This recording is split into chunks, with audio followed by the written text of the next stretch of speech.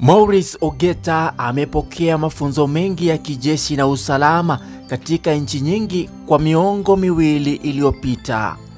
Kulingana na ripoti, alitumia miaka miwili kupokea mafunzo ya kitaaluma nchini Afghanistan na miaka mingine miwili nchini Ufaransa, ambako alijifunza ulinzi wa hali ya juu, kukusanya taarifa za kijasusi na kukabiliana na mbinu, ukipenda tactical reaction.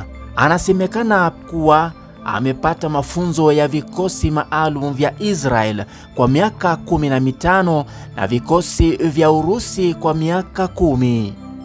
Akipata uzoefu katika uchunguzi wa kukabiliana na mapigano ya haraka au fast combat response na usalama wa hali ya juu wa kibinafsi. Ujuzi wake ni pamoja na ustadi